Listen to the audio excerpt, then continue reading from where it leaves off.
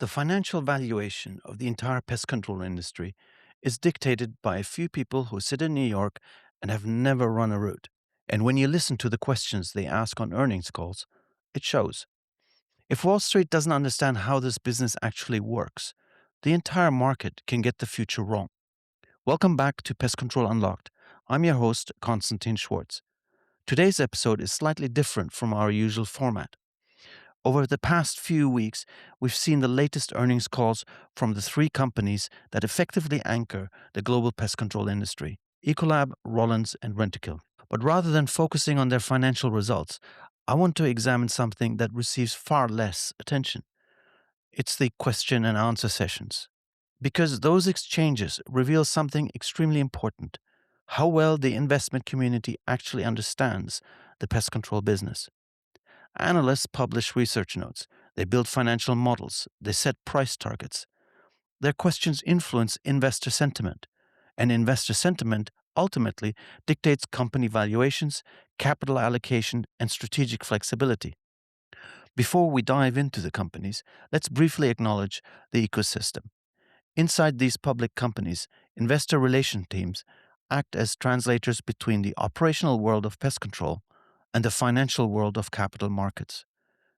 Good investor relation teams don't write the questions, but they do shape the information environment. But ultimately, the analysts have the mic. So, let's look at how they approach the big three this earnings season. Let's start with Ecolab. Ecolab is typically analyzed as a diversified industrial giant: water treatment, hygiene, food safety. And that broad perspective clearly dominated their call. Analysts ask perfectly sensible capital markets questions. What are the organic growth trends? Where is the margin expansion coming from?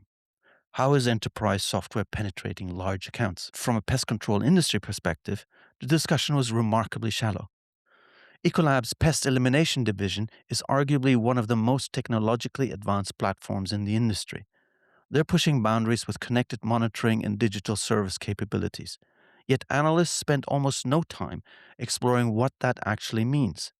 Nobody asked, how does connected monitoring fundamentally change the economics of your inspections? Or is your pest control segment evolving from a labor service into a data driven subscription? Now, to be fair to the investor relations team, they do have a presentation on their website that helps set the narrative, but it's high level. It certainly doesn't provide the kind of granular detail that should stop an analyst from digging deeper during the Q&A sessions. My assessment: the Ecolab call demonstrated elite corporate finance analysis, but almost zero genuine pest industry experience. Next, Rollins, the parent company of Orkin. Here, the tone shifted. The analysts covering Rollins clearly understand the company as a route-based service operator, and their questions reflected the realities of the field. They dug into recurring revenue growth versus one-time hits, pricing power versus volume, and crucial operational metrics like lead generation and weather impacts. One particularly insightful line of questioning focused on first-year technician retention. To an outsider, that sounds like a minor HR detail. But if you're in the pest control, you know the technician stability has a direct, measurable impact on route density, customer satisfaction, and the operating efficiency. An analyst asking about the millions saved through better retention shows they grasp the linear labor model that powers this business. They understand how the machine works today. But unfortunately, they miss the future.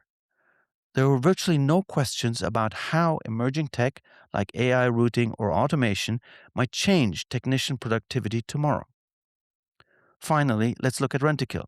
Interestingly, Rentokil produced the most detailed, industry specific questioning of the three. Analysts were asking highly granular questions about branch network expansion, technician compensation structures, and the conversion funnel from marketing leads to installed revenue. During the call, Rentokil CEO Andy Ransom even paused to comment on one analyst, calling the query a proper pest control question. Why is this happening here and not the others?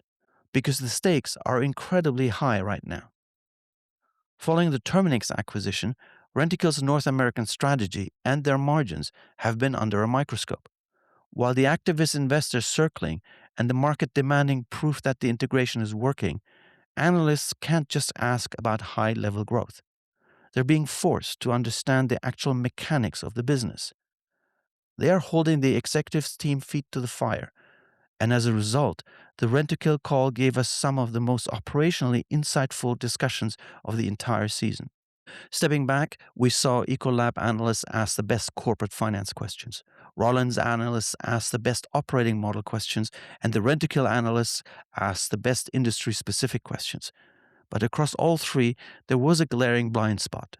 Analysts spent almost no time discussing artificial intelligence and technician workflows, even though Rentokil gave an example for that, data driven pricing models, the shift from reactive service providers to proactive risk management platforms.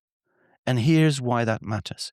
If analysts only ask about pricing, margins, and route density, they're signaling to the market that pest control is just a stable, traditional service business. More importantly, it means the market is only rewarding companies for adding more trucks and raising prices. It is not rewarding them for innovating. If analysts started asking deeper questions about AI and digital infrastructure, the market would start valuing these companies as technology enabled platforms.